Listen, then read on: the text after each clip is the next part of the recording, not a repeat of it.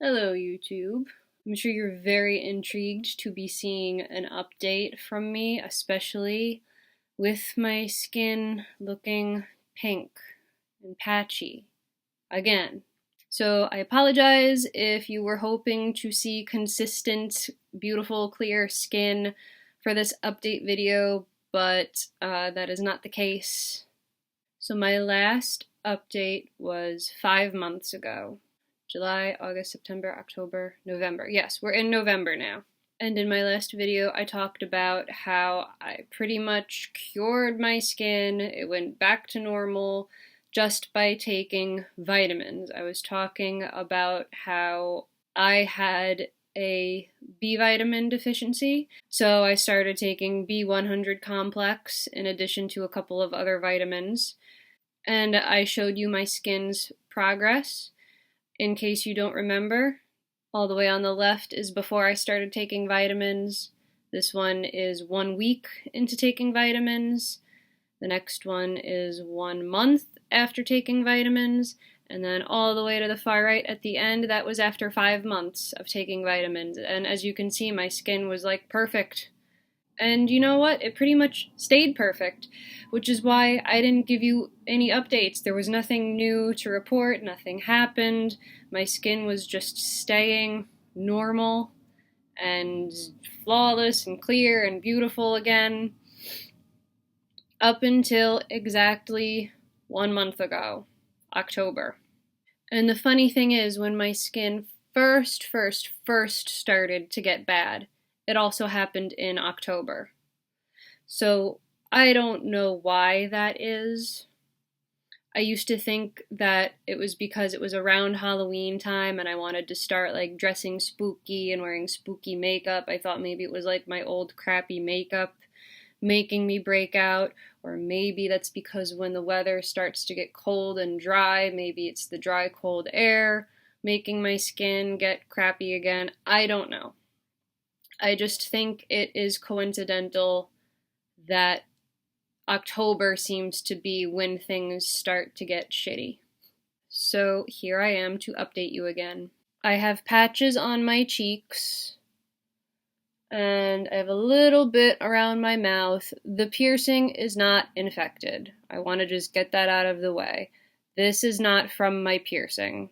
My skin was shitty before I had these cheek piercings. You know that. I have had up to 30 piercings at one time. I know what it looks like when a piercing gets infected.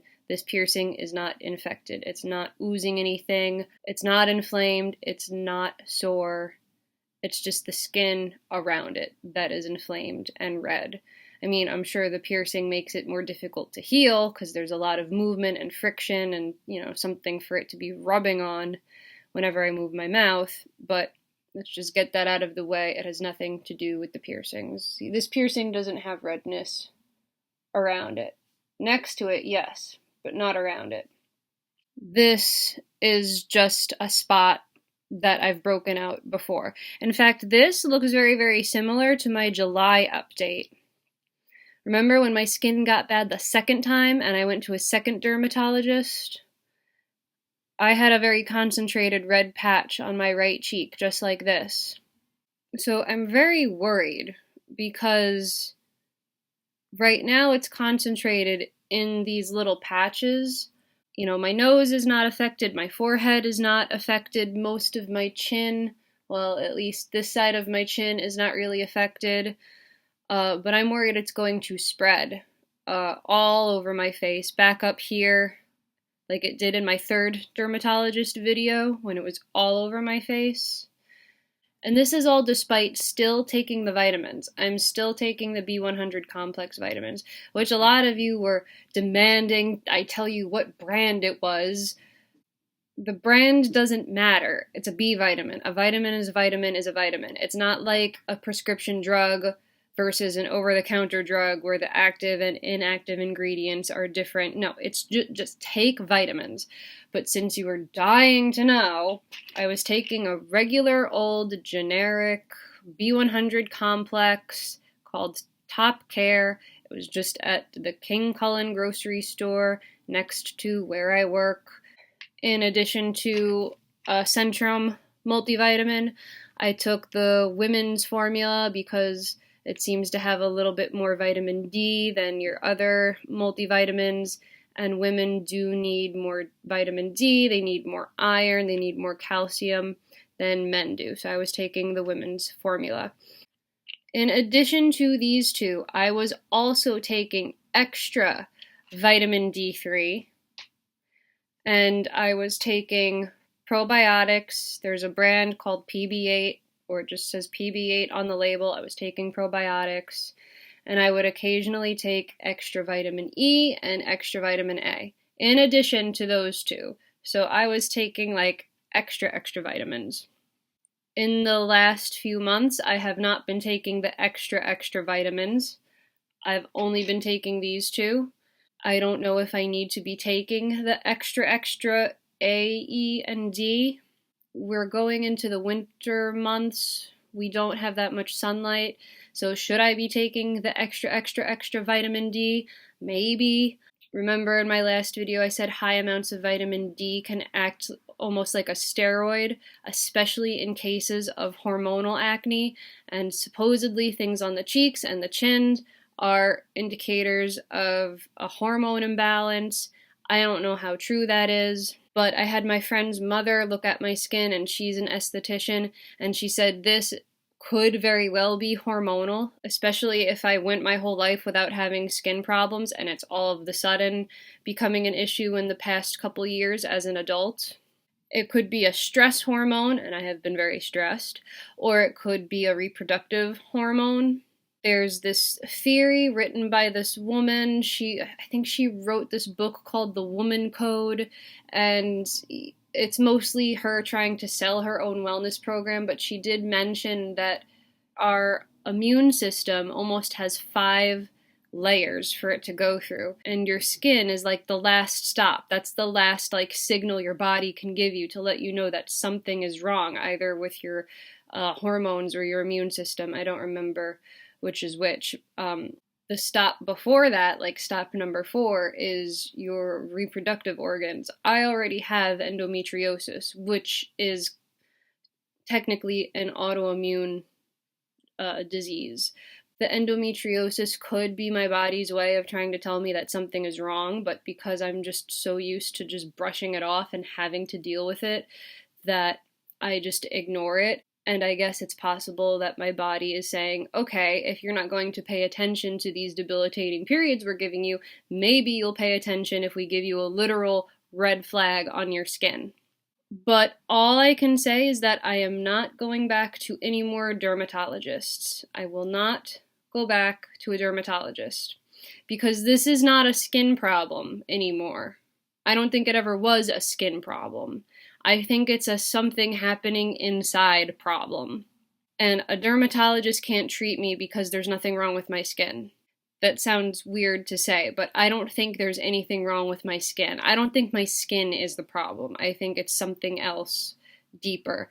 And a dermatologist isn't qualified to treat something that is deeper than the skin. This could be autoimmune, this could be endocrine, it could be an allergy. I was thinking, how ironic would it be if I were allergic to soy? Because I think like 40% of my diet is soy. I have a lot of soy milk, I eat a lot of tofu. I've mentioned in my other videos that I'm vegan, so, this can't be a result of dairy or a lactose intolerance. I think the fact that I was able to temporarily cure or suppress these symptoms with vitamins and only vitamins, I think that by itself is valuable information, because that could be like a hint or an indicator that it is something internal, and that might help change the approach that a new doctor would take for this skin problem. It could be like, oh, your body responds to vitamins, so that means it's more likely to be this problem than this problem. It's possible that the B vitamins kind of just stimulated my immune system and helped for a while, and that's why my skin progressively got better from January to May, and even stayed perfect from May up until October. I don't know if my body just adapted to it or plateaued or something, But I think if this were really just rosacea, it would not have gotten better with just vitamins. So I think this is something else. So my next stop is a rheumatologist slash immunologist slash allergist out of the NYU Winthrop Hospital. I've been having to jump through all sorts of hoops just to get an appointment with this doctor, but I think it's going to happen, and I have a whole list of things that I want to tell him. In addition to a chronological timeline of all the ups and downs of my skin, I wanted to bring up some other issues with him, and I'm also going to share these issues with you. I think it will support my theory that this is autoimmune and not superficial. The fact that I already have endometriosis, which is an autoimmune disorder, the fact that my mother has autoimmune disorders and those can be inherited, the fact that after my endometriosis surgery, I was put on a drug called Lupron, which crashes your immune system, which damages your DNA, and is linked to the activation of all sorts of other autoimmune diseases, such as fibromyalgia and lupus. Some of those autoimmune diseases do present in rashes like this. People with lupus get butterfly rashes. The fact that I have been depressed and lethargic and feeling heavy and just dead for years, and I never used to be like that. I was always an early riser. I'd get up out of bed. I had energy. I was strong. I'm a ballet dancer, so I was strong in ballet class. I could do everything, and now it just seems to be a struggle to get out of bed. Everything hurts all the time. It feels like my limbs weigh 600 pounds. Whether that's a psychological side effect of being depressed or a physical side effect of having an undiagnosed autoimmune disorder, besides endometriosis, because endometriosis can make you feel that way also. So these are all things that I'm going to talk about with this new immunologist slash rheumatologist slash allergist. So even though I did get blood work from my primary care physician, it was just the general overall like standard blood test. It mostly tested vitamins and cholesterol and blood cell counts and and thyroid and glucose and stuff like that. They didn't dig deep. They didn't look at stress hormones. They didn't look at mood hormones. They didn't look at reproductive hormones. So so I may need to make a stop at an endocrinologist, but at least this immunologist may be able to test for some other things that my primary care physician could not test for or would not test for.